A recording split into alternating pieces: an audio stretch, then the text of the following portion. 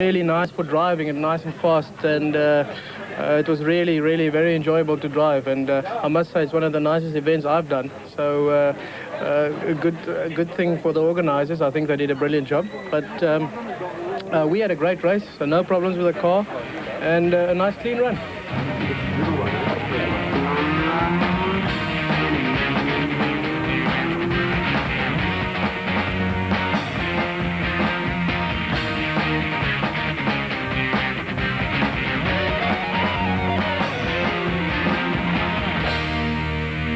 The Special Vehicle Brigade is not subject to performance restrictions until June, and it was predicted that Atang Makhakaneri and Mike Stangl in the Chevy V8-powered Total Jimco would set the fastest time overall.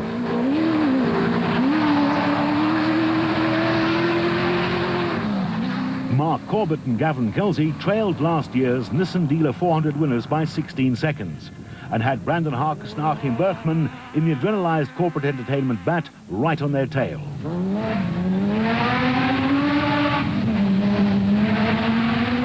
Clint Gibson and Mike Brown were fourth in the Presidium Financial Services bat and trailed the leaders by just over 2 minutes, while Class B leaders Henry Kirstein and Geir Jooster were only 90 seconds behind in the Nissan-powered Atlas Copco bat.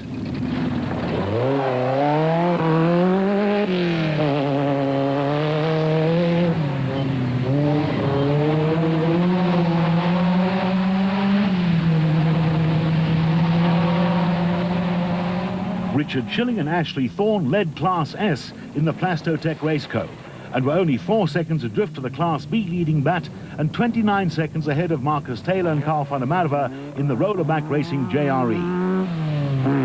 Warren Claassen and Kim Dixon were third in Class B in one of the locally designed and constructed Zarco Light Special Vehicles, which will set anyone wanting to start off-road racing back 200,000 rands for a complete car. Class B vehicles predominated in the top 10, with Ernest Corbett and son-in-law Warwick Goosen in the Century Property Developments bat, 9th overall and 4th in Class B. John Weir Smith and Jeff Minnett started 29th in the Kopenhagen Hotel Super Team Jimco and were rapidly carving their way through the field. Makhakaneri and Stangl were locked in a battle with Corbett and Kelsey.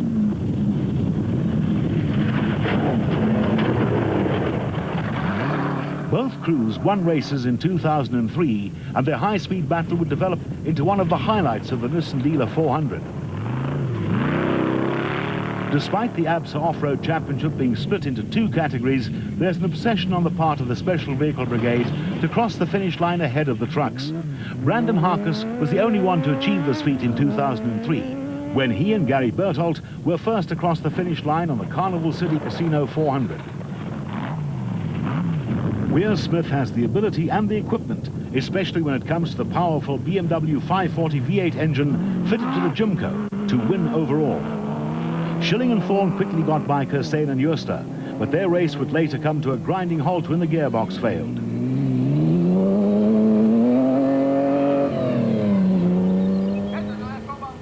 Kirstein and Jooster maintained a steady pace and were happy to be leading Class B in the Atlas Copco bat, and would soon move up to 5th overall when they passed the stricken Schilling Raceco.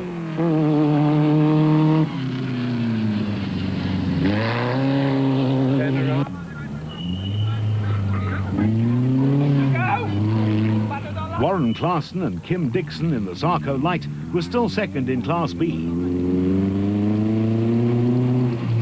They would, however, have to pick up their pace, because the rest of the Class B pack, including Ernest Corbett and Warwick Goosen in the Century Property Developments bat, and Zarco Light designer and constructor Hendrik Fourie and J.L. Fourie closing in rapidly.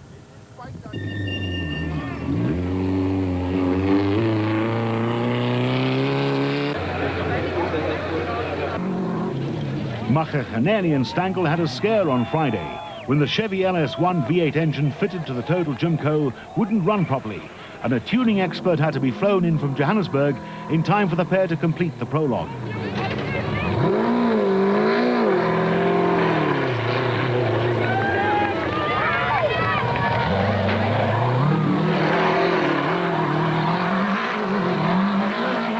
That overshoot cost them dearly and allowed Corbett and Kelsey to close right up on them and later overtake them when they wrong-slotted yet again.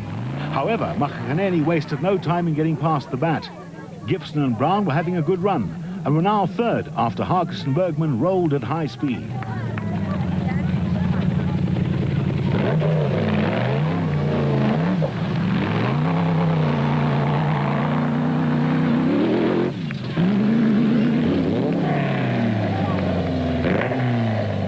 Kirstein and Joster had the measure of the rest of the Class B field.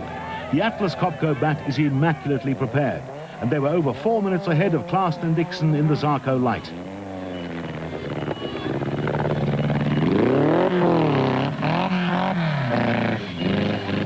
They, in turn, were over 5 minutes ahead of third-placed Ernest Corbett and Warwick Goosen.